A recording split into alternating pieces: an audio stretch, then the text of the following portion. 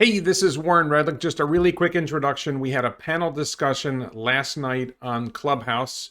Before I get into the details, a quick thank you to the Vasa Law Firm in Sweden and all my Patreon supporters for helping this channel grow. And of course, don't forget the t-shirts. ElonBits.com, link in the description below. Joining me on the panel were Nick Wood. I don't have a good picture of Nick. This is his Twitter profile picture. He's an expert on satellites. And also John Gibbs, aka Dr. Know-It-All. He has a great YouTube channel, and he knows a lot about satellites and launches, and a lot of other things, because he's Dr. Know-It-All. The three of us talked about satellites for about 45 minutes to an hour, and then we invited other people who were in the room at as Clubhouse describes it, to speak, offer their opinions, give their thoughts, and ask questions. The whole thing lasted about 90 minutes. So if you're ready, let's go! I wanted to talk about Starlink. I think Starlink is fascinating. So some basics. My name is Warren Redlich. I'm here with Nick Wood, and I'm here with John Gibbs, and we may get Omar Kazi in the room to talk about Starlink. I have an outline we're going to follow for about 30 to 45 minutes with just the people who are listed as speakers. After we get through my outline, the primary topic is going to be the business of Starlink, how they're going to generate revenue, what it's going to cost, what that means for profits. And somebody asked, and yes, we'll definitely talk about whether there's going to be an IPO and when, that type of thing. We'll talk about a little background first, but I want to give Nick a chance to introduce himself. Nick, would you tell everyone about yourself? Sure. I've been in the internet game, I guess, for a long time. I was around when dial-up modems were big news, and we actually played around a lot with satellite bandwidth, because where I come from in New Zealand and Australia, we ran out of undersea cable because nobody had predicted the internet, and the capacity we had under the ocean was really for telephone calls. And so the copper started to run out, and we had to find alternative methods for getting data to the South Pacific. So we started using satellites, and we uplinked in Napa, actually, California, and sent a signal down to the South Pacific. And so I got a lot of experience dealing with KU band services, which is what Starlink's operating in now. And we launched a broadband home consumer product in 1997, which was 8 megabits a second in the direction of the customer, using a dial-up modem as the return path. And we did that via satellite and also terrestrially with towers and transmission equipment, where we actually transmitted satellite signals horizontally to very small dishes, kind of where I guess Starlink is a mature version of something like this, using much smaller dishes and much closer satellites to get the latency down and to get the bandwidth up. So I spent a lot of time working with that stuff, and so I can sort of speak to the business side of things reasonably good. Great. John, how's your microphone working? Do you know? Let me see here. Okay, I think it's better if it's... No, it's actually worse. Okay, so what I'm going to do is I'm going to turn my volume down as I'm talking, so I'm not hearing myself in an echo, so I don't just completely go crazy. So if you have a problem, just raise your hand and I'll turn up the volume and listen to you. But anyway, my background, I guess, Nick, somewhere around as old as you are. I certainly remember dial-up and university things. I do not know all that much about communications itself. I guess, in the terms of the Starlink, my interest and expertise lies more in the space aspect of it. Rocket ships and orbital mechanics and how all of this stuff actually functions, because it's pretty darn complicated what they're trying to do up in space right now. So anyway, I have a degree in physics, and also one in artificial intelligence, and also one in English, of all things. So there you go. So you can ask me some literary questions too if you want to ask me some random questions. I think that'll do it for an introduction for now, at least. Okay, and just to be clear, for those who don't know, John is the YouTube channel Dr. Know-It-All, and it's a great channel. I enjoy watching his videos. And just about me, I have no experience in orbital mechanics. I have no experience in satellite antennas. I do have experience in installing 2400 baud modems, and I remember when I got to upgrade to a 9600 baud modem. That was a huge thing, which 9600 baud, for those who don't know, is really, really, really, really slow compared to the modern internet. So a little bit of background about Starlink. Starlink is wholly owned by SpaceX. I don't even know if it has a separate business I don't know if it's a separate corporation or not within SpaceX. I think it's just a wholly owned operation of SpaceX.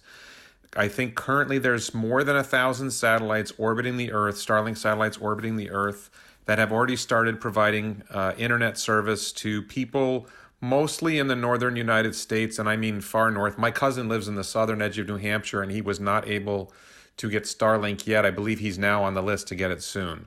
So it's primarily aimed at people who live in places that don't have good internet access, or have expensive internet access. Like my cousin uses, I think, HughesNet, a satellite that is far from the Earth, in a much farther orbit, and that causes the latency problem that Nick was talking about. When the satellite is close to the Earth's surface, then there's a lot less latency because the signal doesn't have to travel as far. I think HughesNet, do you know, Nick, is HughesNet, are those satellites typically in geosynchronous? Yes, all the services are geostationary satellites, and they have a round trip time of about just under half a second. So it's about 250 milliseconds for the signal to go from Earth to the satellite, and then it's got to turn around and come back again. So you get that half a second delay. And the reason that Starlink works so well is because you're only 1,000 miles or 1,500 kilometers or whatever it is from the Earth's surface, so that you can get that round trip down to under 50 milliseconds. I think it's actually 500 miles from the Earth's surface, and I think they're getting latency down to 30 milliseconds and maybe 20 milliseconds in the future. So that's it. And for those there's actually multiple planes of it that I think there's like 300, 400, 500 miles, but they may be just starting with one of them. I can't remember if they've got multiple planes going on right now, but they're definitely planning to do that, is to have closer ones and further away ones. And along those lines, since John is an expert on orbital mechanics, at least compared to me, one of the things about Starlink is the satellites only orbit the Earth for about 5 years before they come back and burn up in the Earth's atmosphere. And it's something about low Earth orbit that they're in, that the orbit, they can't sustain the orbit that long, or there's other reasons. John, can you explain that? Yeah, that pretty much comes down to drag. So obviously the issue with having satellites far from Earth, the advantage of a geostationary orbit is that it's basically always pointing at the same spot, right? So if you place it over Chicago, it's always going to be over Chicago. And so if there's going to be like a flashlight beam, you imagine it hits the Chicago area. And so that satellite will forever be pointing at that specific spot. Now, it's much bigger than just Chicago, but anyway. The disadvantage of what what SpaceX and Starlink are doing is that they are orbiting these things at much, much lower altitudes. They're flying around the Earth at a much higher speed, so they're passing from west to east very rapidly. But the advantage of that, of course, is that you've got very low latency, which is what they're going for. But that's the reason why they have to have so many of these satellites up there, because they're passing overhead constantly. And the antennas, I watched a breakdown video of one of the Starlink antennas, and they are unbelievably complicated. The things that you buy, the little dishes that you buy, are super complicated. But basically, being as low as they are, the space station is it 250 miles above the Earth? I think that's what it is. But they're constantly having to reboost themselves up into higher orbit because, people say they're in space, but really the atmosphere kind of just fades out. There's not like a clean line somewhere. So at that low of an altitude, there's quite a few air molecules still hanging around. And over time, especially a small thing like a satellite is going to encounter those air molecules and slow down over time. And just to be clear, we're not talking about like 10% of the atmosphere at the surface. We're talking about like probably less than 1% of the Earth's atmosphere at that altitude, right? Yeah, I don't know quite how to put a number on it, but it's probably a few hundred molecules per square meter at a guess. So it's very, very little, and obviously it's not going to heat up the satellite because it's not enough of them. But it is going to encounter them, and each one of those takes a little bit of momentum away from the satellite and causes it to the orbit to lower. They do have. They're not xenon thrusters. Are they argon? I think they're argon because it's cheaper. But they do have thrusters on them to push themselves back into higher orbit. But eventually they're going to run out of propellant. Yeah. So And then you mentioned the antenna, and my understanding is that the satellite uses something called phased array. Nick, do you know what that is? Yeah, I'm not 100% fully sure how it works, other than it combines a bunch of different signals which are slightly out of sequence to make the overall signal that you're transmitting or receiving, and so that they can use get a higher gain out of a smaller antenna. Because the biggest thing with using any kind of antenna of any description, whether it's a 5G phone or anything, is as you fire through the Earth's atmosphere, you encounter weather, and you have rain fade and snow fade and all different kinds of fade. So one of the reasons, or several reasons, why they want to have these satellites so close to Earth, and currently I think most of them are about 1,000 miles up, and they plan to bring them to 550, and then they're actually looking at having a lower orbit of about 330 miles for the next generation of the product. And the closer you bring it, the more you can reuse the bandwidth over and over from the same satellite into a smaller footprint, so that you can have more and more satellites sending the same signal and increase the bandwidth to the customer.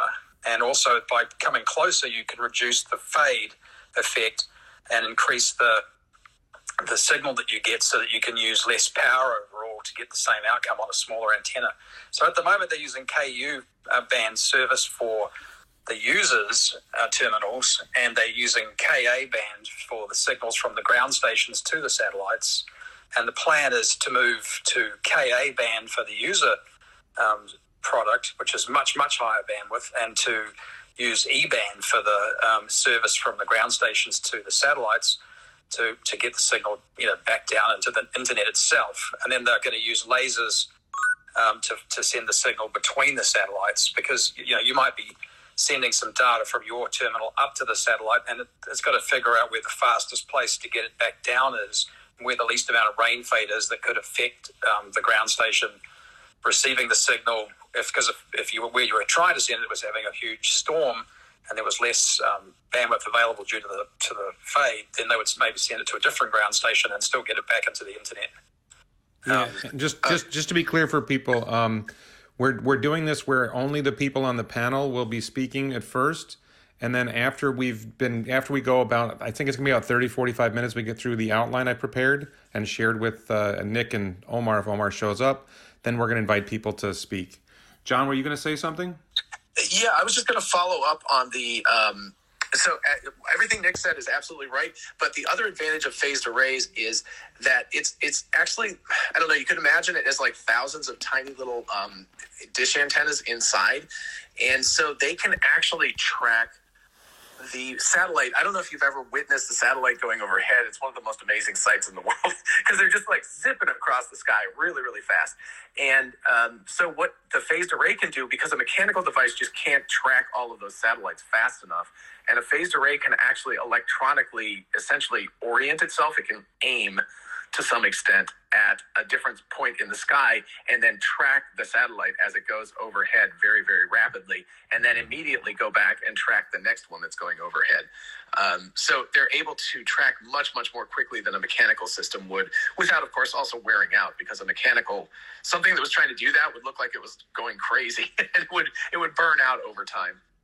Okay, and I just one other detail that I learned in the last couple of weeks.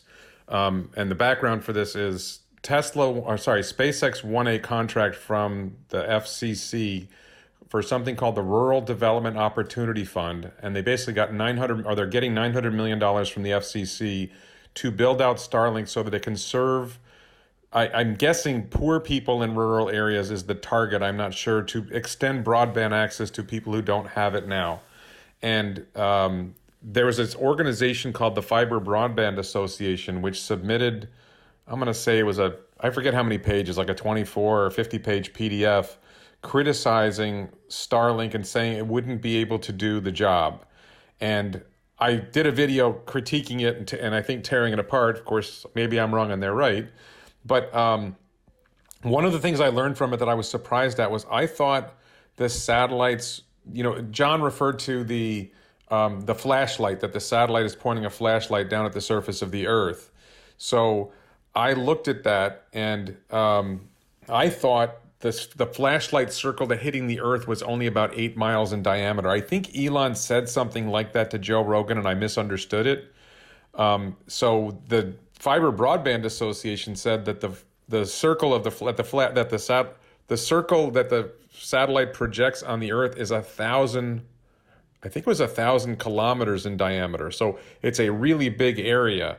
And this matters because one of the concerns is when the satellites are over the ocean, there aren't a lot of customers to serve. And so if it only has an 8-mile wide diameter cone on the surface, then that's not going to be able to do much. But if it has 1,000 kilometer diameter, then it'll be over, even if a lot of times when it's over the ocean, it's still going to have some portion of that cone over populated areas on land, and there are some customers in the ocean, but not very many. Does that make sense, John and Nick? Well, they've set the angle of elevation on the antennas at the moment to 25 degrees to get because they've got a limited number of satellites in the sky, and so they need to give service to the people that are already on the product.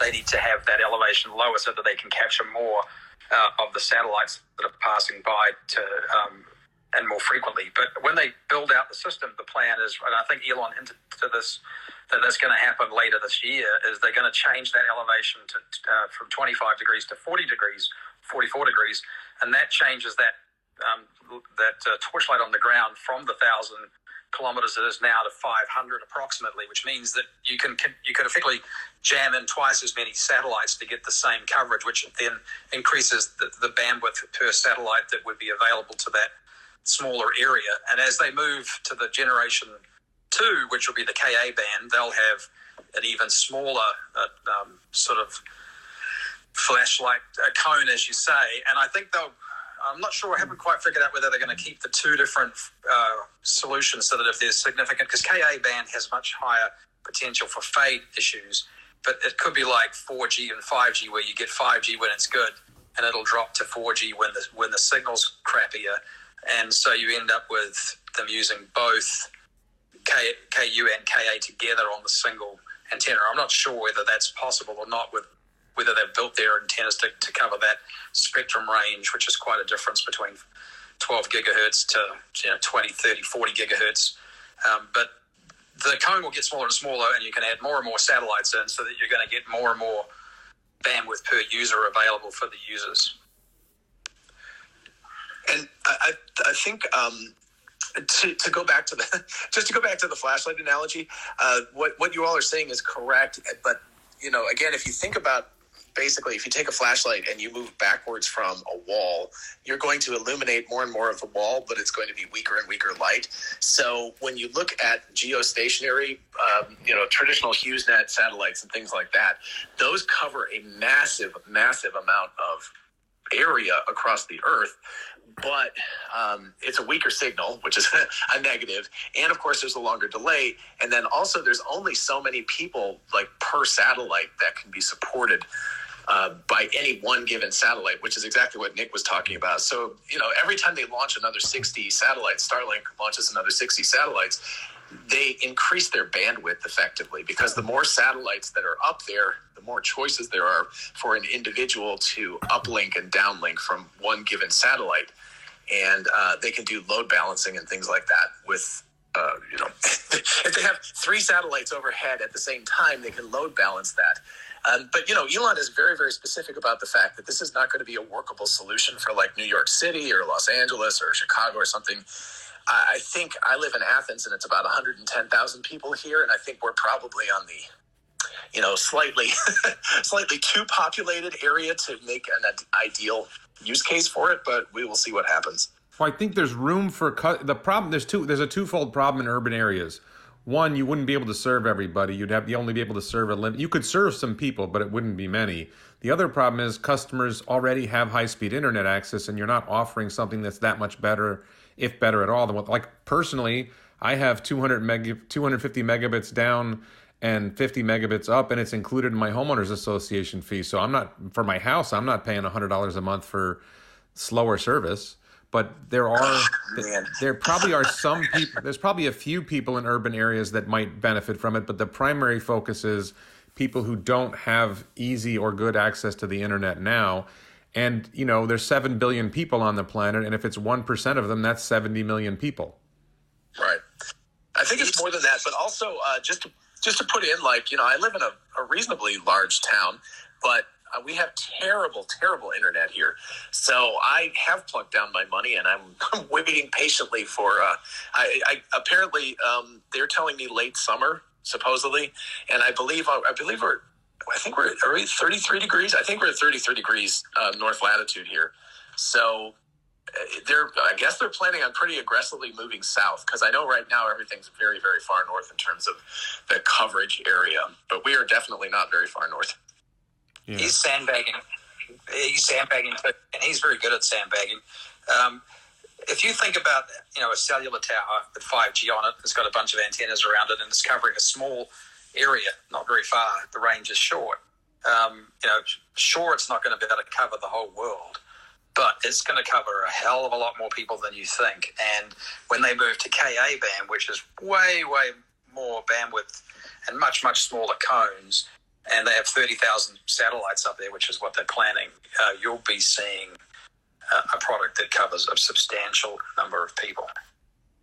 So let me just ask you one thing. So one detail I didn't cover so far is that currently there's a little over 1,000 Starlink satellites flying over the Earth. The plan, I believe, in the short run is to go up to something like 12,000, and then there's a second plan to go up to 44,000, if I'm not mistaken. Does that sound about right to you, Nick? Yeah, that's right. They're going to be in 3 distinct phases. And I think it may even require a whole new CPE customer solution for the Ka band. I'm not sure yet. But they'll be able to do the first 12,000 with the system they have and the receiver the customers have now. Okay, and then one other thing that I was confused about, and I still don't know the answer to this, and this is probably an incorrect analogy, but we have Wi-Fi in my house. And my Wi-Fi router that I had previously was overwhelmed by the number of devices we use in the house. And I had to upgrade to a higher level Wi-Fi router that would, because, you know, now it used to be 4 of us using, you know, a few devices, and now everybody has a phone and everybody has a laptop, and we got 2 TVs that are running Netflix or whatever and Amazon Prime, and we overwhelmed that device. So the question I had was, there's the bandwidth of the satellite. Is there a limit on the number of user connections that the satellite can handle at the same time? Do you know the answer to that, Nick? I'm not 100% sure. They haven't given the full. There's not enough detail as to how many transponders are on every satellite, and whether they're using the full 2 gigahertz of Ku band on each satellite, and how they're transmitting it, what modulation they're using, because there's all different kinds of modulations to get you more and more bandwidth, but you have bigger fade issues and less power, and so it's very technical to figure out how much they have. The rumor is, you know, it's floating somewhere between 6 gigabits to 20 gigabits per second of capacity on a single Ku band satellite, and then you can divide that down into the number of potential users in that 500 kilometers sort of cone. But, you know, when you look at the internet, like I used to have a very large internet service which was offering broadband and dial-up and all that sort of stuff, and we had hundreds and hundreds of thousands of customers in multiple countries, and we always had a sort of a user to bandwidth ratio of about 1 to 6, 1 to 7, and because not everybody's using it at the same time. You might be out at dinner at a restaurant while someone else is watching Netflix, and that guy who's out's not spending any time using any data. So there's a certain amount of customers that can be supported in oversubscription, and then also at the same time, even the people who are using it, they might stop if they're on the internet. They're stopping to read a web page or do something that doesn't necessarily create data flow. So there's an offset in terms of when the packets are being sent. The heavy stuff is the video. Like most rural customers, like myself, I'm a rural customer.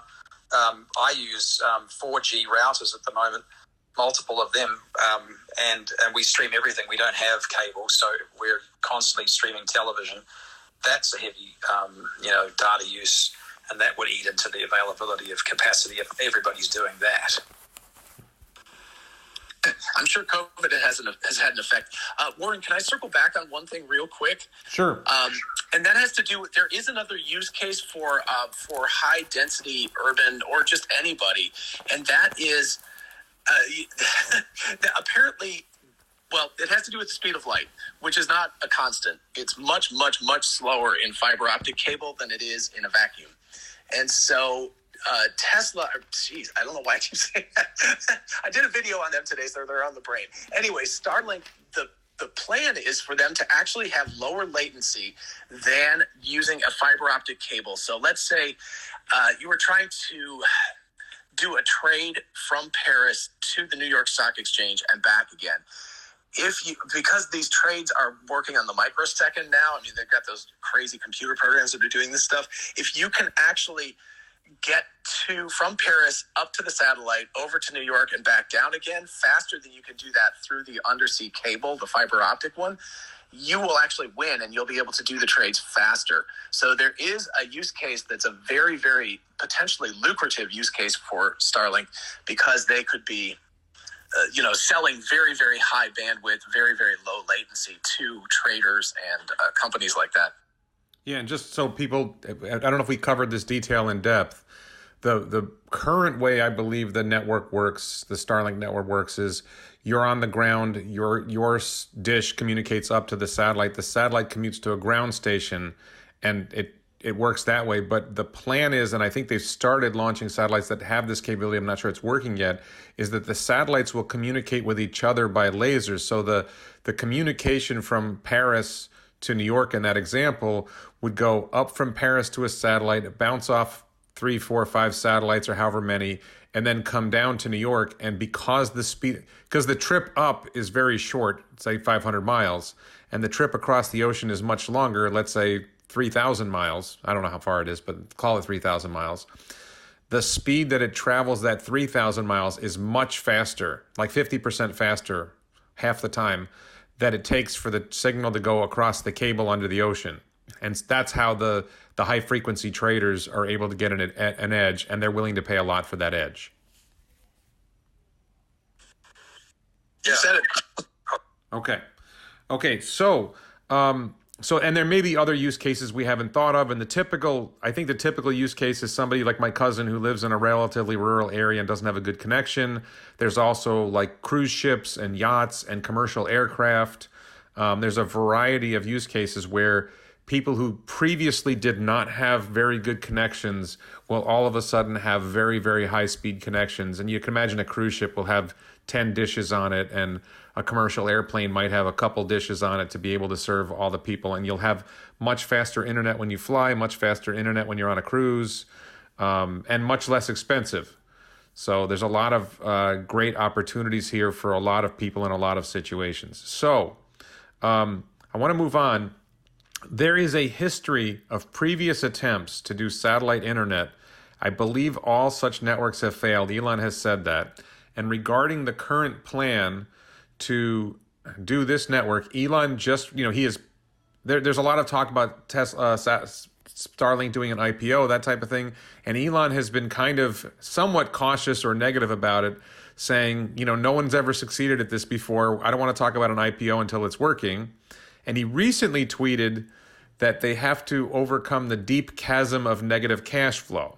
So one of the issues they face is they're spending a lot of money getting the Starlink network up and running, and they're not getting a lot of revenue yet.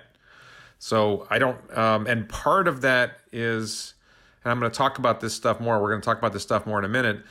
They're currently launching them on the Falcon 9, which costs more than it should cost on Starship. So, and related to this chasm of negative cash flow, SpaceX just had another funding round where they got investments from venture capital funds, private equity funds, whatever, totaling $850 million that valued SpaceX at $750 billion. Do I have that? No, $74 billion. Sorry, it valued SpaceX at $74 billion, which is up from its previous valuation of $50 billion. So do I have, Nick and John, do I have that right? Does that sound right? Yes, that does sound right to me. Okay. So I wanted to get into... Yeah, the cash flow hole is not going to come from launching the satellites. The cash flow hole is, well, partly will. The cash flow hole is going to come at the moment from the CPE equipment costing $2,400+ per unit, and they're charging the customer $500 to connect. And this is where the cash flow hole is going to come from. The marginal cost per user to put them on a satellite, at my guess today, is about $125. So it's not huge in terms of at the 150 megabits a second type service. That's not the expensive part. I mean, and I would think right now that they're smart with how they deploy the CPE. They're looking at your address and looking at whether you're clustered with other people that are already on the service, and they're going to fill out those spots on the ground as best they can to get the best value from the coverage, in terms of getting the right level of people on the satellites for the available bandwidth. Nick, what does CPE mean? The actual equipment of the house, the customer's equipment. So the dish and the router, the very expensive equipment, because it's very expensive to manufacture with all the technical equipment that's in it. That thing is about $2,400 approximately. That's the guess at the moment, and so they're only charging $500 for it. So they're taking a $1,900 hit per person they sign up, and that's the cash flow hole he's talking about. Okay, so and I want to get into this. So the cost structure, we'll talk about revenue next, but let's talk about cost structure first.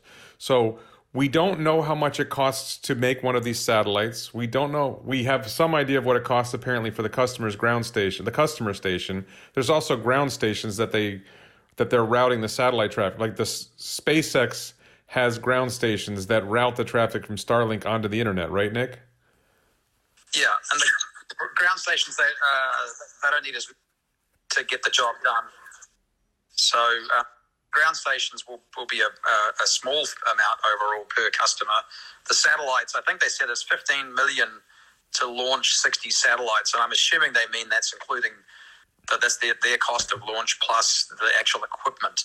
So when you work out the bandwidth on 60 satellites and work out the 150 megabit service and the oversubscription and everything, you can get to about, I think, about 2,000 customers per satellite and $125 of actual satellite cost. And the ground station would probably be only a fraction of that, a couple of dollars, $2 or $3. The real expense is in the actual equipment that the customer's using. Okay, so my impression from reading in the past was that the guesswork was that an individual Starlink satellite was the cost of manufacturing, and SpaceX is I believe trying to mass produce these. It's the machine that builds the machine. Everything about Elon's companies is the machine that builds the machine. That they've gotten the cost of these individual satellites down below $250,000 to manufacture, and my guess is they may get them down to $100,000. That's a pure guess. Does that sound crazy that they would be able to manufacture one of these things for $100,000? Nick? I don't think so. I think they've shown all of the things that they've done that they can get the cost of equipment down, whether it's their rockets and the launch costs or the satellite themselves. They're buying a lot of the components for the customer from other vendors. And so unless they can come up with a solution where they can figure out to build that equipment, which they probably will, knowing Mr. Musk, he'll probably figure out a way to do his own factory of his own equipment, then that will come down. But the critical thing is how to spread that customer equipment cost out, because obviously every time you add a customer, you're adding a hole in the ground, and if that customer leaves, you got to retrieve that equipment or something and redeploy it. I haven't seen the agreement as to see how that's actually handled, whether they still own the equipment or whether you do for $500. That's a tricky one. Okay, but let's hold off on the customer equipment for a second. I just want to focus on the satellites and then the launch cost first. John, did you have any thoughts on the cost of building the satellites before we get to launch cost? I don't necessarily know, but I assume, I assume that Wright's Law holds with this kind of thing, and that every time they create another 50 or 100 or keep doubling the number of satellites they're making, they're reducing the cost per satellite by a substantial margin. The thing that I have always wondered about, and they're really kind of opaque about, is whether they're charging like, I guess one of the reasons why Starlink is not its own separate company yet is probably because SpaceX is sort of comping the cost of the launch. So, I think that SpaceX is eating the cost of the launch. And one of the reasons they may be doing some ride sharing, I've noticed that a lot of the recent Starlink launches have had a few other satellites in there, is to probably help cover the cost of the launch. Now, I know they're using a lot of used equipment and so forth, but still, it's a substantial cost to throw things up into orbit. It's a lot of energy. It's a lot of very expensive equipment that you're having to get to work. Yes. So it's not nothing. It's definitely not nothing to get those satellites up into orbit. Well, so there's two things. There's the cost of the satellite. I want to talk about launch cost now, and maybe we'll come back to the satellites themselves later. So the deal with launch cost is they're launched on currently launched on Falcon 9, and Falcon 9 launch. I believe they sell Falcon 9 launches to customers for in the ballpark of $50 million. So we can guess that it costs SpaceX less than $50 million for a Falcon 9 launch, especially when they use a reused booster. So we'll call it $30 million, and they're launching 60 Starlink satellites on a $30 million launch. I believe that works up to $50,000 a satellite on each launch. Does that sound in the ballpark of correct, or is my math wrong? They've published that's $15 million a launch. So they've said that publicly, that that's about $15 million for every 60 satellites to go up. Okay, so then that would make it $25,000 per satellite if it's $15 million for the launch. Does that sound right? Yeah. Okay. So 20. Sorry, John, did you have something? Oh no, I was just knowing numbers in my head. I was thinking like, okay, that plus 200,000 per satellite, so it adds up real quick. Right, and so the next step that's coming, and one of the reasons why Starship is so important is when Starship starts flying regular orbital launches, they're going to reuse the upper stage, and the cost of the launch is going to drop. By the way, I'm not sure. I'm curious, Nick, if later on, if you could text me where you saw the 15 million number. That seems low to me, but I'm open to seeing it. Because, just losing the second stage is a big chunk of money. But I would love to see that. So Starship, Elon has said the fuel cost of a Starship launch, including Super Heavy, is $900,000 in that ballpark. And then, with operational costs, if you're doing frequent launches, I think they're going to get the cost of a Starship launch down to about $2 million. And you're launching 400, according to Gwynne Shotwell, Starship should be able to launch 400 satellites. So now you're doing $2 million over 400 satellites, and your launch cost drops to $5,000 a satellite instead of $25,000 or $50,000 a satellite. So if you can combine that with getting the cost of the satellites down, you get to a fairly low cost of putting the satellites in orbit, right? And the number I came up with was to get, I think I was doing 44,000 satellites, and I came up with a number like $10 billion on the Starship. And keep in mind, every 5 years, you got to replace the satellites. So over the course of 5 years, you got to spend $10 billion to get your 44,000 satellites in orbit. And I don't expect anybody to do the math while we're doing it, but that's the number I came up with. And that works out to effectively $2 billion a year that you're spending on new satellites and launching them. And that was if the satellites cost $100,000 to produce, which may be optimistic. So does any of that sound crazy? That sounds like pretty reasonable numbers. I'm trying to think. So that means they have to be big. If it's $2 billion a year, they need to be looking at $100 a month per person. So what are they looking at? Something like 20 million a year or something like that. Is that right? Well, 20 million customers. Sorry, not 20 million a year. But they need to have like 20 million customers in order to break even once they're in kind of a steady state. But as Nick was saying, that doesn't include the cost of the dish. I didn't realize they were losing that much money on the dish. Although I'm quite honestly not surprised given how insanely complicated those things are. Right. So I want to talk about revenue after we finish costs. My game plan was to talk about, actually I was going to talk about revenue first and then costs, but we started talking about costs. So I figured we'd talk about revenue next. I don't think the numbers for the satellite side of things is that much. I think you're going to find the satellite side of things is going to be very low cost per customer to maintain. And the real trouble they're going to have is solving the problem of the actual equipment that you give the person, because to grow to 25 million customers, you've got to put 25 million pieces of hardware at people's houses. And if every single one of them costs you, 3 years revenue to hand it over before you even see a dollar, there's your biggest problem. It's the satellite side of it, not so much. Okay, so then let's cover this point about the grounds, the customer's antenna. So what is it in the antenna that makes it so expensive? Well, it's the Nick, do you want to take that one first?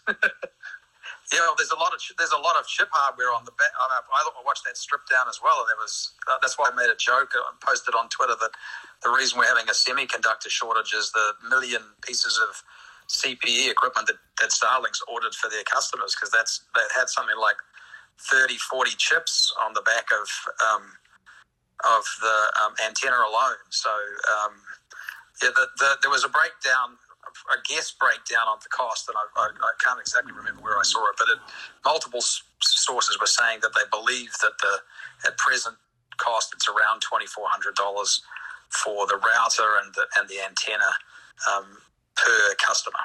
So Elon has said like with FSD, right? Tesla was using NVIDIA's chips, and Tesla came up with their own chipset. Is there a chance that SpaceX is going to develop, or Starlink is going to develop its own chipset for these antennas that will dramatically reduce the cost and improve effectiveness? Is that something that is conceivable, or am I crazy? I don't think they would do that. That's because there's a whole lot of different chips on the back of there you need to develop, and the stuff is relatively mature. I mean, phased array antennas have been around for a while. The modulations and the frequencies that they're using have been in use even on geostationary satellites for a while. This is technology that maybe 10 years from now they might start thinking about that. I think they just need to get volume to get the price down, but they also need to probably get creative in how they offer the product to take that risk off their balance sheet rather than leave it on there. Right. Just to throw in one extra thing, the chips are expensive, but they also the antenna, and this goes beyond my capacity. I watched the teardown video and I sort of understand this, but basically they're etching copper, and they have to have exact distances between each layer of these things, and they have to match dielectric values across all of these things. And even the top of the antenna, which is just that plastic dome that keeps the snow and the rain off, they have to deal with all of the dielectric aspects of that. There's insane amounts of stuff that requires incredible precision engineering, not just in etching the surfaces, but then they have to be put together to within microns of the correct distance between each of the layers for all of this stuff to work. So the manufacturing process, I think, is part of the expense of it. So it's not just like buying a bunch of off-the-shelf chips, but it's also the manufacturing process, which again, Elon is so good at building the machine that maybe it's $2,400 now, but they're projecting in 2 years it's going to drop down to $500 or something, right? They'll have made enough of these and they'll have the process down so that they'll be able to break even, but they still have to get over this chasm until they can get much closer to breaking even. They can't lose that much money per ground station and be able to even eventually make a profit. Nick, do you think there's a hope that they can get the cost of the user's setup down to $500 or $1,000 per person, per unit? Yeah, of course. I mean, if you think about laptops when they first came out with, $3,000-$4,000, and now you can buy a reasonably good one for $500. It is down to volume. You could say the same about when DVDs came out. Everything they've got to get through that eye of the needle where they've got to get enough. They've ordered 1 million units apparently, or at least have a purchase order out for 1 million units. How many they're actually taken delivery of, who knows? But at that sort of price base, and so you got to assume that that's like $2.4 billion, whatever the math is. Like, get my calculator out. It's a lot of money, and so the problem is you want more customers to support your operating costs and your satellite cost and your satellite relaunch cost. But your customer equipment's costing you, if it's $100 a month, it's $1,200 a year. It's 2 years of revenue, 2.5 years of revenue lost at the moment if you're going to give the equipment out for $500 or $600. So, but if you charge more than $500, $600, will the people buy the service? Probably not. And then, do you want to? I think my personal view is I think they should change the way they do this. And because I'm a rural customer, I'm paying right now close to $300 a month to have, or more than $300 a month to have 3 AT&T 4G routers with a 100 gigabit limit, and I have to switch them out, partway through the month before I go over the limit, so I can have my internet and my TV. Typical, and I'm only 7 miles from the 101 freeway. In Sonoma County, I'm not that far from civilization, and there's a lot of people in that sort of boat. And probably the logic would be to sign a contract with that person, like you do with a cell phone company, and give them a better deal if they sign a 3-year contract, and then you take that whole equipment cost off, and you effectively as a lease, and you sell that off book to somebody else who takes responsibility for that cost, and you slightly increase the service price and build the least cost of the equipment into that, and take a slightly lower amount on the per month rate, and that gets rid of that cash flow problem. And how long will these home stations, the antenna that the user has at their home, how long will that last? Is that like a 5-year life, 10-year life? Any idea? Oh, you'd have to assume at least 5 or 10 years. Typically at least 5, but probably more. Okay, so then let's turn and talk about. I think we have a good idea of the cost side. So let's talk about the revenue side. So there's two things in revenue. One is right now they're getting $500 up front for the equipment, and then I think it's $100 a month. So one of the questions becomes, how many customers will there be, right? So if you can get to 10 million customers, then you have. And let's say it's effectively, to simplify, because I oversimplify everything because that's just the way I can make sense of it. It's $100 a month, so let's call it $1,000 a year, even though it's $1,200 a year. So if you have 10 million customers paying $1,000 a month, you have $10 billion a year in revenue. If they can get to 100 million customers, then you have $100 billion in revenue, and that's a lot of revenue. And if your cost of operating the satellite, keeping the satellites up in orbit, I'm sure there's other operational costs, but if your cost of getting the satellites up in orbit and keeping them in orbit, launching every 5 years to replace them or whatever, is $2 billion a year, and you've got $100 billion a year in revenue, you've got a lot of room for in that $98 billion for other costs. So does it seem conceivable they could get to 100 million customers with 44,000 satellites, or is that too optimistic? Nick, what do you think? On the KU band service, the product, the first generation, the second generation, I think that 12,000 satellites could support about 25 million customers, probably. But the 30, 40,000 satellite level, you'd definitely be able to support over 100 million customers, because it's an exponential increase of bandwidth capacity going to that highest spectrum. So you're going to have a much bigger capacity availability. It should be able to have that many customers, over 100 million customers on the service. There should be at least 100 million customers worldwide potentially, because there's quite a lot of people outside of 7 miles or 8 miles from a major city, because you don't have to go like 10 or 12 miles out of anywhere, like San Francisco, and you're rural. John, any thoughts on that? Yeah, I hadn't run the numbers that exactly, but that was sort of my impression was, my understanding is that approximately 3.5 billion people right now do not have quality internet access at the very least. So that is the potential market right there. And that's just, it's way beyond what 44,000 satellites are going to be able to provide. So I really think if they can get to the point where they can come close to breaking even on the satellite dish cost, I think that the cost of launching the satellites is going to be covered by revenue because they're going to generate so much money over their lifespan.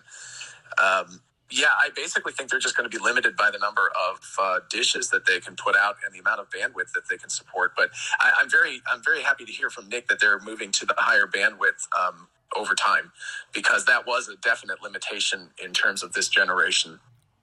Yeah, and Elon tweeted in the last few days that he expects the cost per user to go down over time, which, I'm guessing that's partly he thinks they're going to be able to get the cost of the ground antenna, the users and equipment down, and as they scale, they'll be able to do more. One of the concerns I have about revenue is, so you have North America, particularly the U.S. and Canada, you have Western Europe, and you have China and, say, Japan, where there are wealthy people, and Australia and some other places where you have a lot of wealthy people who would pay for this. And, India is a very big country, but it doesn't have a lot of very wealthy people. But still, out of 1.3 billion people, there's probably 10 million customers there, if not more. Although the richer people probably live in cities. So there's two things so like you figure the US and Europe and Japan are going to allow their residents to use Starlink. I wonder about China and Russia, and are there other countries that are going to restrict access to Starlink because they're concerned about censorship, or if there are other concerns? And you have any thoughts on whether there are countries that would be difficult, John? I think you're absolutely right that you're going to end up in a situation where there's going to be a lot of countries that are not going to want it to happen.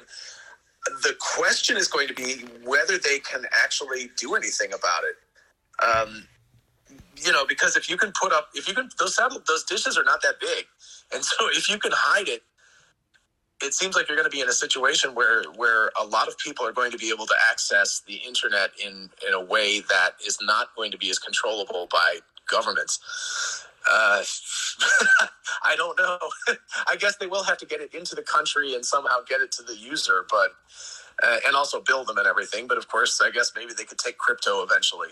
So I definitely feel that some totalitarian governments are not going to be pleased with satellite coverage like this. Yeah, but you got to figure Elon is not going to let SpaceX serve a customer in China if China says no, because he doesn't want to offend the Chinese government, just as an example. Yes, that's probably true. And again, people can try to spoof things, but satellites are pretty hard to spoof because the satellite knows exactly where you're located, right? It's got your latitude and longitude down to a very high number of decimal places.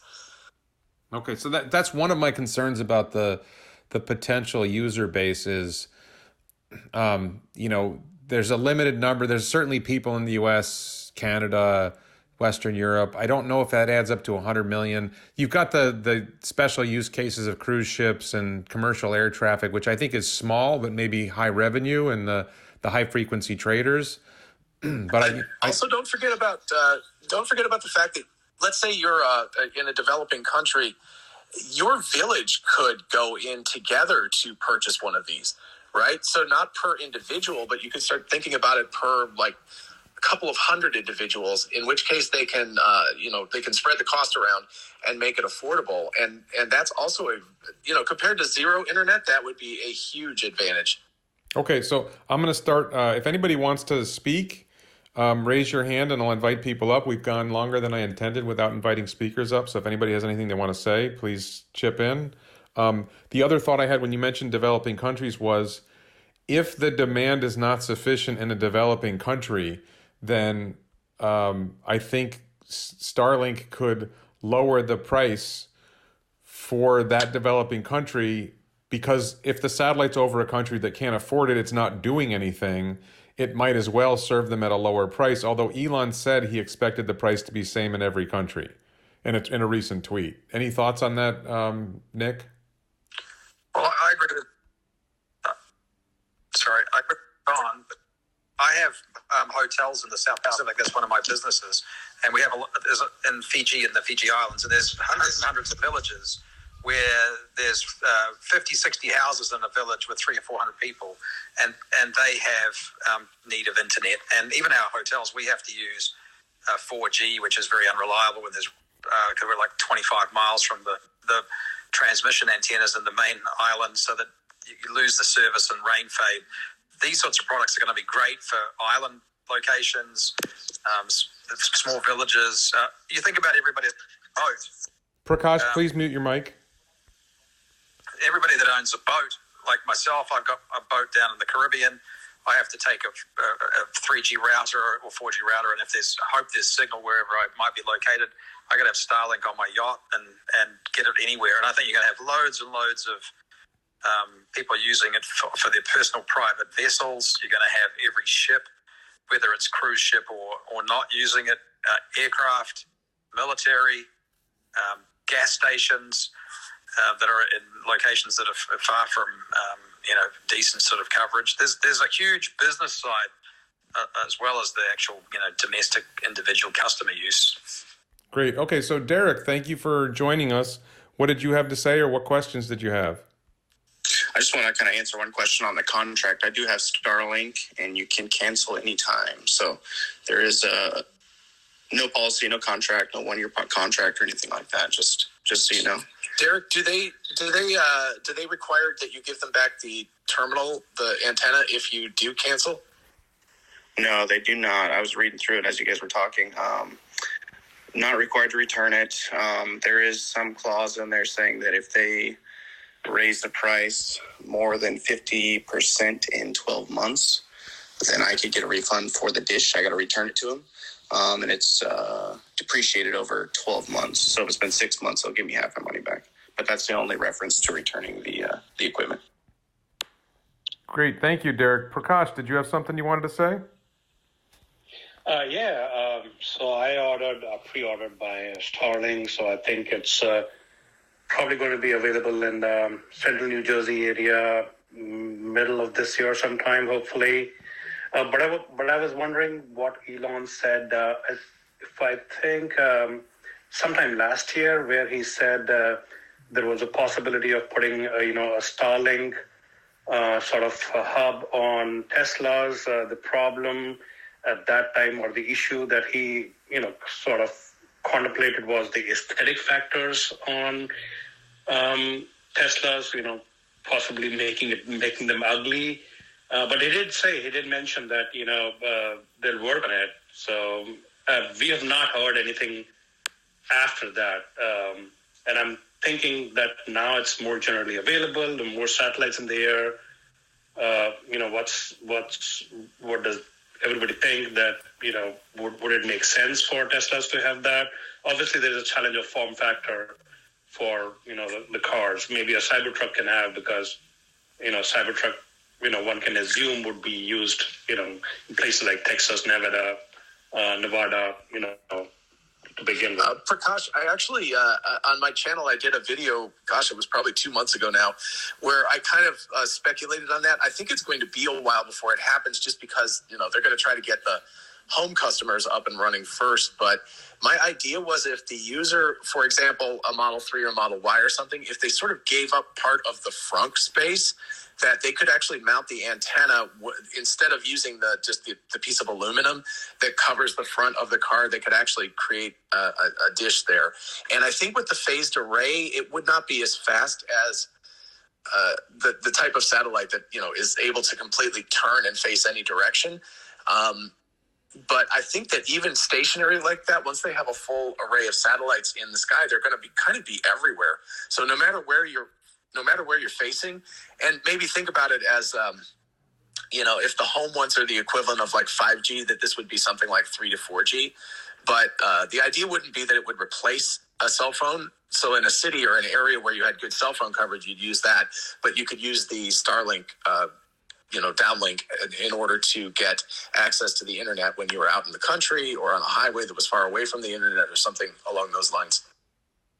Yeah, just real quick, Elon, what I've seen Elon say is he didn't think it was that he felt that 5G was adequate bandwidth for cars and that it wouldn't generally make sense to do Starlink on a vehicle. But I remember somebody suggested like a use case where it would make sense, and it seemed like he hadn't thought of that use case before, and he thought it might be a good idea. So it's possible they'll roll that out at some point to vehicles, but I don't think that's going to be a common customer. I don't think that's going to be, 5 or 10% of the customers. It would be less than that. Simran, did you have something you wanted to say? Yeah, I really just had a question. First off, John, I really like your videos. Pretty much watch every single one you post. So thank you for making good content. So my question is, would it be possible to set up like 4G LTE towers in very rural places? Like I live in Canada, so for example, take Nunavut if any of you know Nunavut. It's basically one of the northernmost provinces in Canada, or territories in Canada. So would it be feasible to use Starlink to set up like any 4G or LTE towers that will provide data connection for that service? Is that possible? That sounds like a question for Nick. Nick, do you have an answer to that?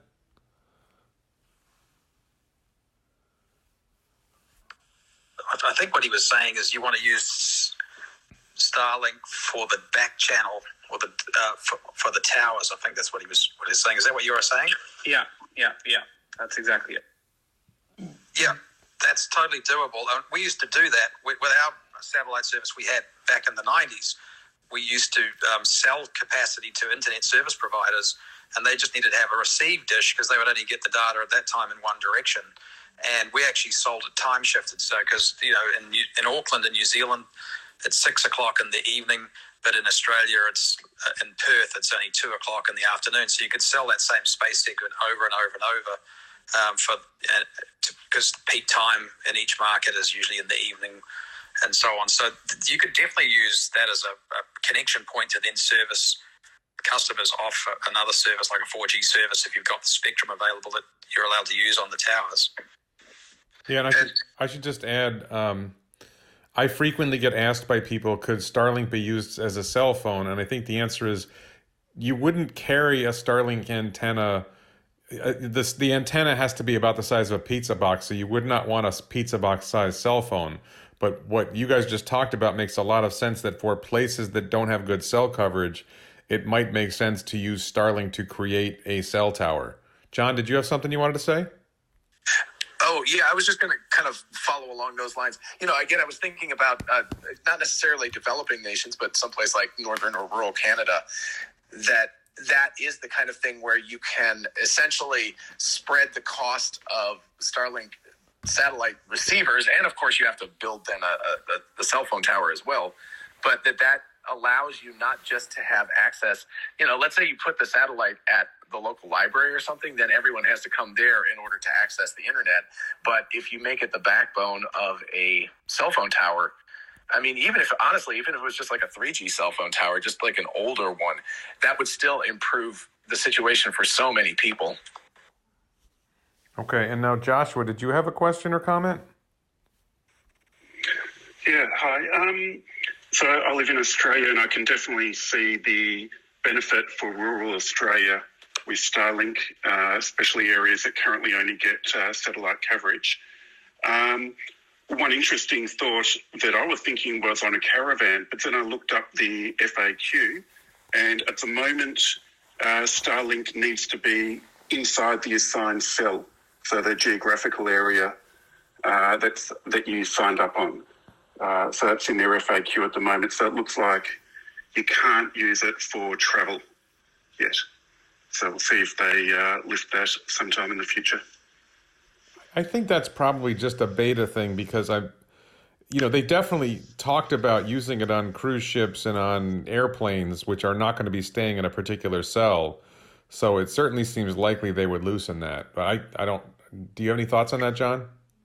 Yeah, I think it actually has to do with the fact that they just don't have enough satellites up now. So just imagine if you purchased a Starlink satellite in the northern, like in Montana or in Vancouver or something, and then you decided to take it on a trip down to Florida and you bitched about the fact that you didn't have any Starlink coverage. So, I think until they have enough satellites up there, they're going to restrict people to having to stay in the location that they purchased the dish for. Yeah, that makes a lot of sense. I don't know how to pronounce it, but I see the name CE. Is it C? Did you have something you wanted to say? Yes, it's CE.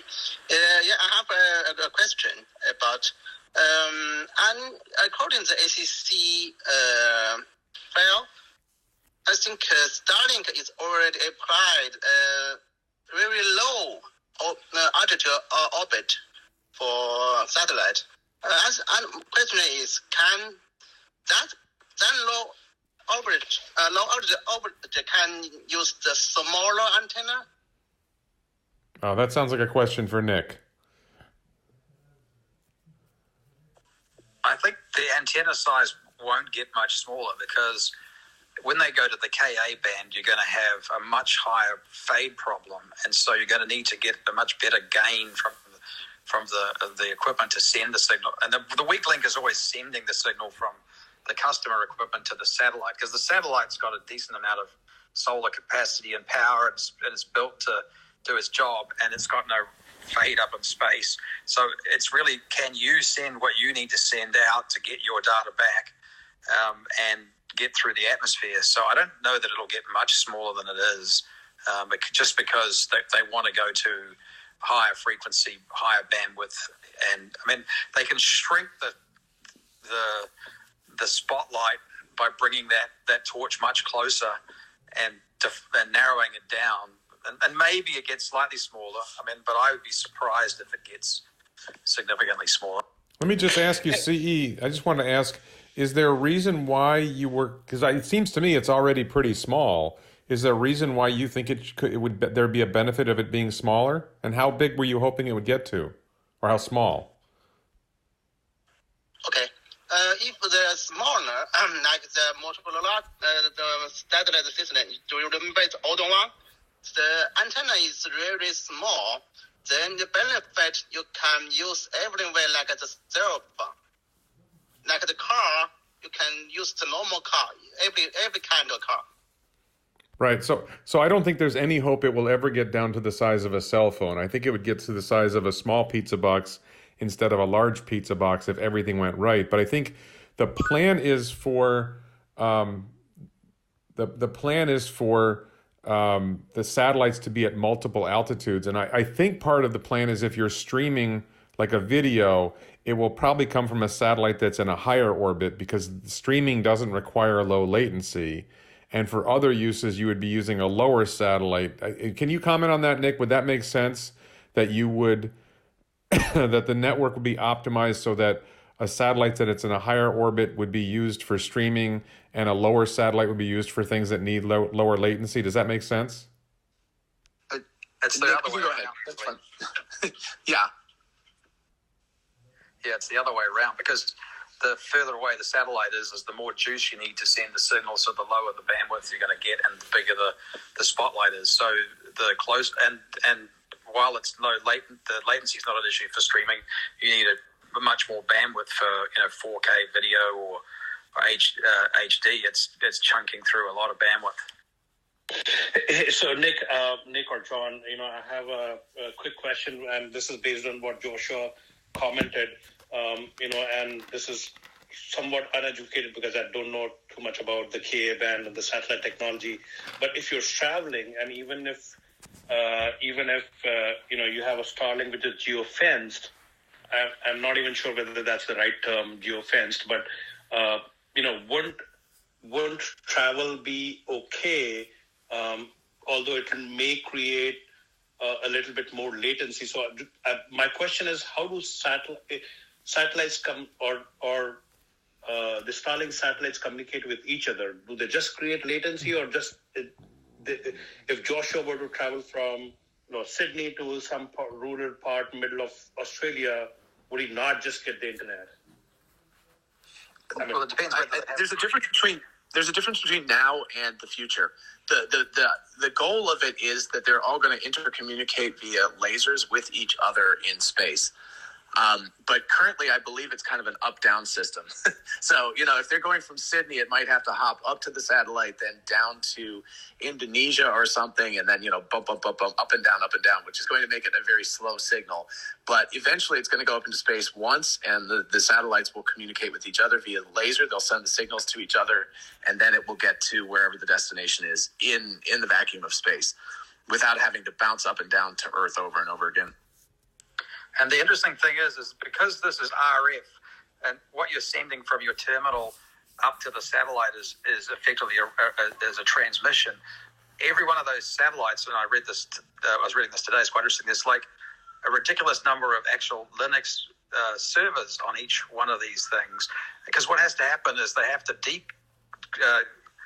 decode it from RF and turn it back into IP in the satellite to decide which satellite and route it using internet routing technology to decide where they're going to send it to get it to the right location. And then it goes through the other satellites, RF back into IP. So each time it's got to be converted back into something that's routable to decide where the hell it's going to go. And then it pops back out RF again down to the ground and back to the internet. And they're managing to do all of this, with as low as 30 to 50 milliseconds round trip. It's insane. Okay, so Ivano, I think you raised your hand early in the panel, and you had to wait a long time. Is there a question you had? Yes. Sorry, Warren. That was almost by reaction when I first joined the room. But since I've been listening, great topic, great convo, panel, everyone. I just made a couple notes. I remember from various talks or things I'd read, there's going to be 2 or 3 tiers of satellites, and the higher up ones will be more geostationary type that could support cell communications. And then, of course, as you said, high speed, low latency are the low altitude satellites. But because they move so fast, they switch signals a lot. And, as anyone who's been in IT knows, when you switch between access points, if you get lousy firmware or a lousy access point, you sometimes have issues. So I think they're still working out the bugs. And from what I heard, they are locking you to the address that you supplied on for now, but eventually they will open it up. And I don't think they'll have the smaller dishes until they get the higher orbit satellites. Just all things I've heard. I don't know what's accurate or not. Thank you. Thank you. And Eric, did you have anything you wanted to say? Yeah, Warren, thanks. And thanks for the discussion. I have a friend that's deployed was deployed at the time in Japan about the time that COVID hit. And so what they did about that is they just went out to sea, and they were there for many, many months. And they had terrible internet access on the ship. And so they were out there for such a period of time, just completely, disconnected from the rest of the world, and kind of made everybody miserable. And so I just thought that was interesting. And I was curious what you thought about the idea that, perhaps the U.S. military would be a customer for Starlink, not as necessarily like a secured communication, but as a way to just keep the various military personnel stationed and deployed kind of connected to the rest of the world. Well, I mean, they definitely did an early test on a military jet. So the U.S. military is definitely interested on the operational side. It makes sense that they would want to provide soldiers with, happier soldiers probably make better soldiers. So it would make sense that they would want to provide soldiers with better internet access when they're off duty. I don't know how much of a priority that would be. I would have to ask friends who have served in the military. My impression is that there's not always a sense that the people higher up care that much about the welfare of the grunts, but maybe that's different and maybe I'm wrong. I think, Eric, you kind of said that, like unencrypted or no. Anyway, not important communications. In other words, just personal things. But the Starlink satellites and the entire communication setup is pretty heftily and very well encrypted. And so, I don't know, maybe not top ultra secret classified stuff, but I could definitely see the military using it for more operational communications as well, and that could be a secret source of funding for something like Starlink. The military tends to give an awful lot of money to SpaceX and other companies that they think are going to eventually help them out. So I could see that happening as well with Starlink. Yeah, I mean, it seems like it would be an incredible asset, and that they would be interested. So, but thank you guys for the response. Sure. Sorry. May I add, I was an IT guy, and if it's a public network, they can also establish a VPN over the satellite communication, so it would be very beneficial to them. Great, thank you. And X, you've been waiting a while. Did you have something you wanted to say or ask? Yeah, Warren, I've been your subscriber a long time ago, and I really like your content, and I keep up the hard work. Thank you. And there's one like business area I'm doing the research right now is edge network. I think because recently I saw Microsoft is working with SpaceX to build like a small data center, a mobilized data center around the world, so they can connect to the Starlink. So could that be a business area in the future that have so much potential? That's my question. I'm sorry. Can you explain again who is going to what's the business idea that you're talking about? I didn't get it the first time. Yeah, it's called edge network, edge computing. So right now we have like AWS and then Azure. Those are the big data center around the world. But we can have like really small, tiny data center, really close to the edge, close to the device, like autonomous self-driving cars. Is that like Akamai? No, pretty much. Yes. Yeah, well, I can Akamai add is that. doing the CDN. Yeah, I can just add a little bit of comment on that because I worked for AWS for 7 years. So this was a business plan that was presented almost 3 years back. So it's already in the works. It's kind of GA in the sense that it's in production. So AWS does have mobile data centers, if you want to call them that. That's not the term that they would use, but it's sort of an edge network which has satellite connectivity.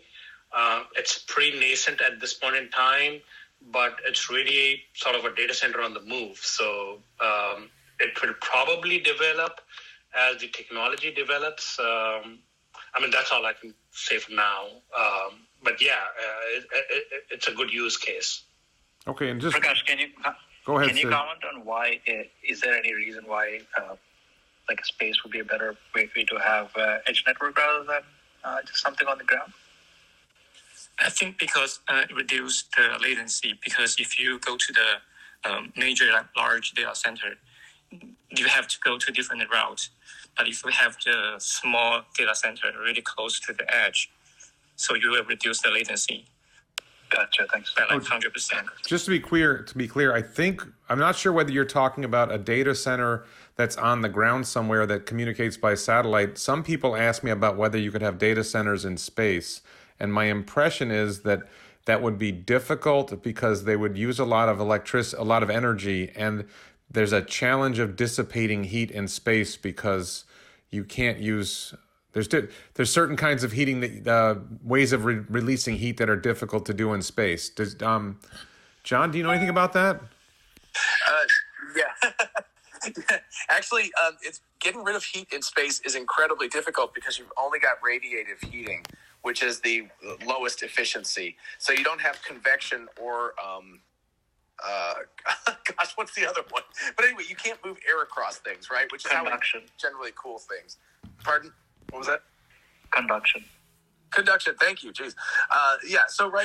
So you can conduct things inside of a craft, but you can't really conduct it out into the vacuum because there's nothing to conduct or convect to. So I would think that heat would be huge. Plus the fact, what happens, it's pretty hard to go in there and restart the machine if you've got it in space flying around at 25,000 kilometers an hour. Yeah, sorry, just to be clear, the current use case that AWS uses is a combination of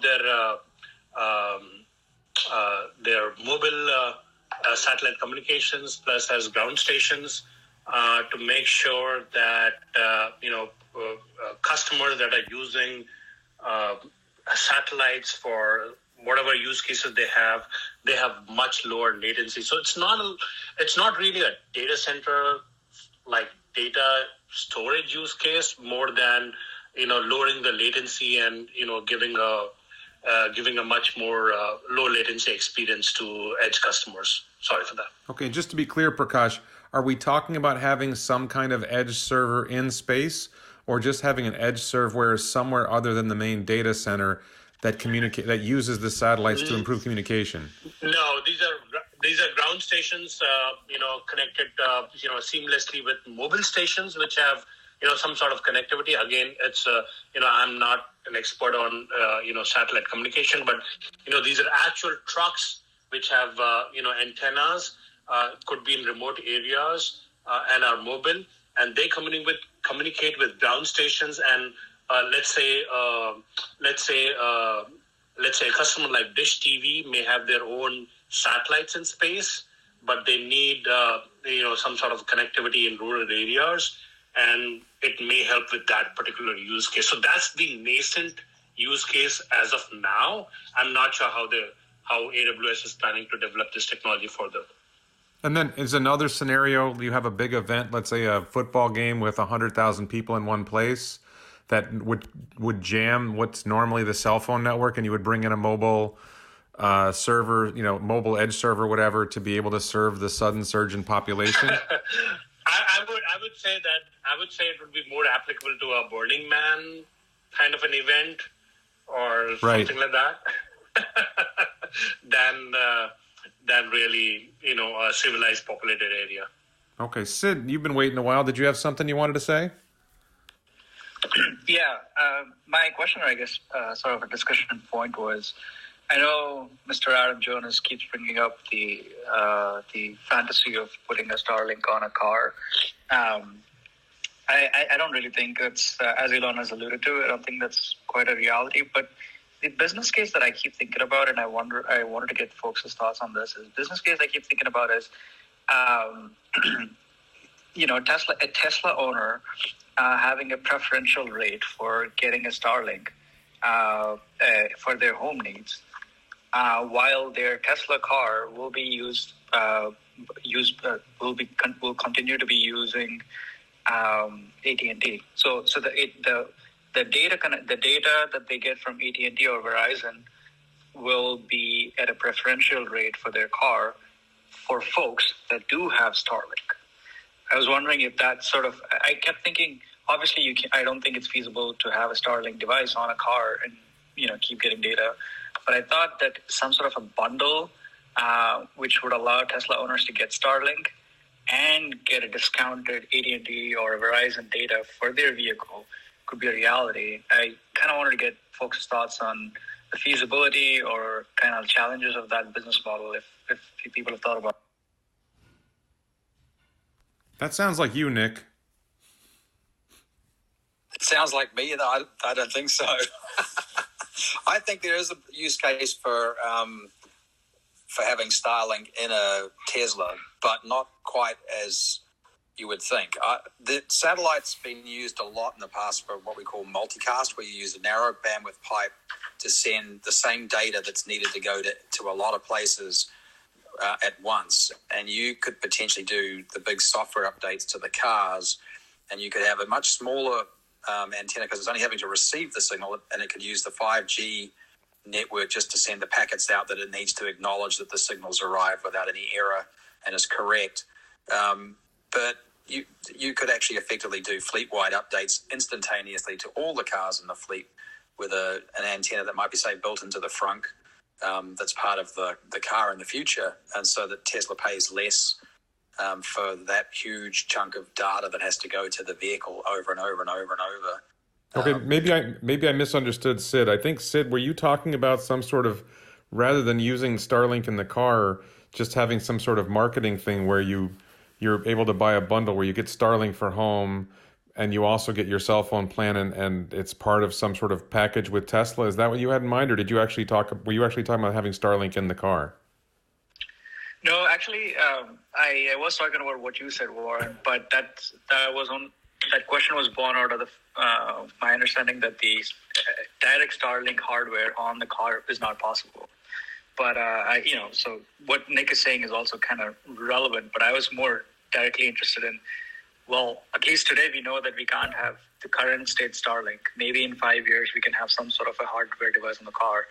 But until then, I think Tesla could do a bundled plan, which will allow them to get data for their vehicles at a cheaper price, and still get a high-speed internet using Starlink for the home. I don't know if that quite. And so is the. I mean, I guess the concern I have is, how do either Tesla or SpaceX benefit from this? Tesla already has it. I don't think that's going to sell a Tesla. My impression is that SpaceX/Starlink is not going to have that much of a problem getting customers because there's so many people in rural and other difficult locations who are going to be eager. Once they hear about this, they're going to grab it in a heartbeat. I think the idea would be that there's some sort of co-marketing plan that, benefits both Tesla and SpaceX, but I don't know that they need the help selling their products. That's what I think the benefit is not necessarily selling more Starlink, Warren. The angle that I was seeing was the benefit would be increasing the take rate for data in cars, because it's still not 100% for Teslas, and it's that if you increase the data take rate in cars for folks because you make it cheaper, then the whole slew of revenue as a service opens up for Tesla for people to consume through cars. Okay, I got it. I don't know I suspect that that's not a compelling deal for Tesla and SpaceX, and particularly I don't see what's in it for SpaceX in that story. If the big question is, if they don't have a problem selling their products and services to people, then they don't gain by doing some kind of joint marketing plan. The joint marketing plan makes sense when you're having trouble getting customers. And it has to be good for both companies. And I just, my impression is Starlink is going to sell itself easily. Just like what Nick was saying about how much he spends on having some 4G connections in his home, only 7 miles off the 101. And I know where the 101 is. I lived in the Bay Area for a while. I didn't realize you could go 7 miles off and have that much difficulty. So there's a lot of people there. I do. Actually, I was really intrigued by Nick's idea of only having a receive antenna on something like an automobile or something, and using cellular to, because generally speaking, if you're in an automobile, you're not going to be uploading a great deal of data. So it's mostly just acknowledgement packets that would have to be sent out. But that, as autonomous driving becomes more and more of a thing, obviously, it seems like Tesla and SpaceX, because they can probably get in bed and they don't have to share the wealth with a company like AT&T or somebody, that they can work out a deal with themselves where you're paying for this entertainment bundle, and SpaceX can pretty much guarantee they can ship it to you under almost any circumstances. So that's a rather intriguing idea. Well, let me take that a step further and go like really crazy. Could Starlink start up its own cell phone network using? We talked earlier about you set up a Starlink antenna somewhere and you turn it into a 4G tower. Could Starlink conceivably start up its own cell phone network, and would it make sense to bother doing that? Hey Warren, can I quickly chime in, because that's something that's been bothering me. Not bothering me, but I wanted to ask this question: that can Starlink be in future, like 5 years from now, and follow up to your thought, can it challenge as a disruptive technology to 5G, or am I thinking the wrong way? Well, I think that's the point. Is if the Starlink ground, let's say you create a Starlink ground station that is going to power a cell phone antenna, we talked about that before, like in I think we were talking about Nunavut, somewhere in Canada, that we would do that might be a useful thing. You could see them start to build out a network of cell towers in rural areas that aren't served at first. And then it'd be like, well, why don't we just have our own cell phone network and compete with AT&T and Verizon and Sprint and whoever the cell phone networks are in whatever country we're targeting? Is that a crazy business plan, John? Oh, gosh. I'm not a businessman. It sounds intriguing. I'm actually wondering almost the opposite way. If they can sell back-end stuff to a company like AT&T or something and say, how expensive it is to build out cell phone towers like way out in the middle of nowhere. But that doesn't really solve that case. Yeah, they'd have to be able to get their antennas down to really, really small for that to work. So never mind. But anyway, I don't know. I just don't know that they would have the bandwidth to do it as part of the problem, because the cell phone companies are trying to just basically get as many people as possible in order to pay off their very expensive towers. Well, let me ask you this question, John. If they can go to 44,000 satellites, is there, they could probably go to 100,000, right? I mean, if it's profitable, they could just do more. And, space is big. There's a lot of room up there. Yeah, I mean, I guess if they can get approval for it, they can just keep on. Eventually, it's going to be really hard to launch. You'll have to sneak your way through all the Starlink satellites to get out into space. Yeah, and I guess I don't know how many people are aware of when I say space is big. Let's say you've got 100,000 satellites whizzing around the Earth in 5 different layers. It sounds like a lot, but then think about this: if there were 100,000 cars buzzing around the Earth on only one level, each one would probably not see another one for days. That's how big space is, and people don't realize it. That 100,000, there's 7 billion of us on Earth, and there's a lot of the Earth that we don't occupy. So, is that in the ballpark of right, John? That if you had 100,000 of them spinning around, they wouldn't see each other. Yeah, the problem is more. The problem is that they do see each other. It's a logistical problem because you can't. If they do collide with each other, they could be colliding with each other at tens of thousands of kilometers an hour, which is going to cause immense amounts of damage. And oh gosh, it's not Kardashev. What's the name of the syndrome? No, I know what you're talking about there. There's this whatever it's called, where you end up with Kessler syndrome. Right, but that's simply solved with they're in the right. The ones, their orbital planes are such that they really can't collide, and they have systems to avoid collisions, and they're able to deorbit themselves. All those things should take care of themselves, and then probably at some point Starship is going to develop the capability to remove satellites that are no longer functioning. I mean, sure, all of this stuff is very doable, and yes, you're right. I mean, the shell of the orbit is much, much larger than what you're saying on Earth, right? If you have 100,000 people buzzing around on Earth, they're not going to really see each other that much. And then how much bigger is the area that you're covering at 500 miles past the Earth's surface? So it's a very, very large volume. But, somebody eventually is going to get a little ticked off because it's not just the United States FCC that has to deal with this. It's also China and Ethiopia and South Africa. They're going over all of these countries. So somebody eventually might say yo, you're not allowed to put any more of these satellites up. This is getting ridiculous. So I would think it would be a regulatory issue that would be the problem rather than a technical issue. Okay. Any thoughts on that, Nick?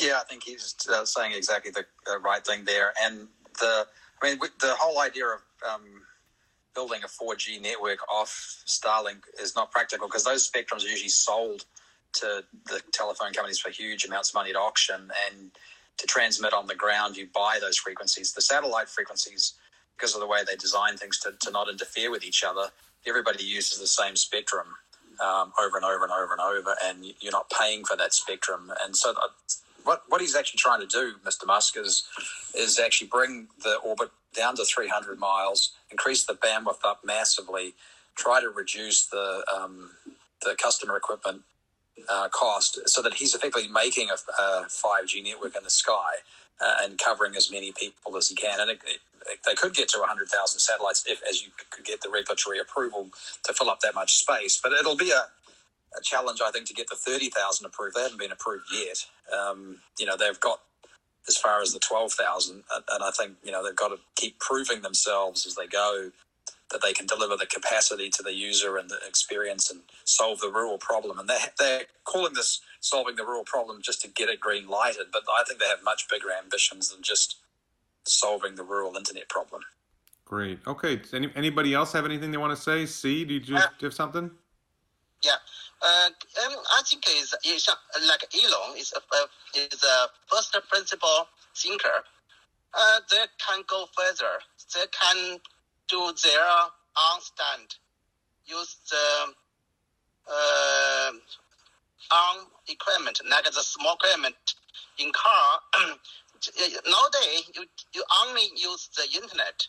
Phone is not a bigger piece because any phone can attach to the internet. All right. Anybody else have anything? Oh, we got somebody. Derek, did you have something you wanted to say? So I'd like to add, I tweeted out a link to the RDOF, which is the Rural Digital Opportunity Fund that the FCC, the grants the FCC posted. It's got links, and you can filter down to just Starlink or actually SpaceX, and you can see all their locations of where they've given grants, and there's little details of what the grants are and everything. And it's a pretty well littered map. I mean, there's a lot of people out there that have gotten dishes, so maybe worth checking out if you're interested. Thank you. All right, we've been going for over an hour and a half. I'm out of material. Anybody else have anything they want to say? This was a really great discussion. Thank you so much for setting it up, Warren. Yeah, it's good. Sid, anything? Would love to have you host more of these. I mean, whatever your schedule permits, like once a month or twice a month or something like that. Thanks for doing this. Thanks. I was thinking of doing that. I would agree. You're still here? It's over. Go home. But seriously, thank you so much for watching. Please check out my other videos. Check out the t-shirts in the description below for the link. Support this channel on Patreon. And thank you so much for watching.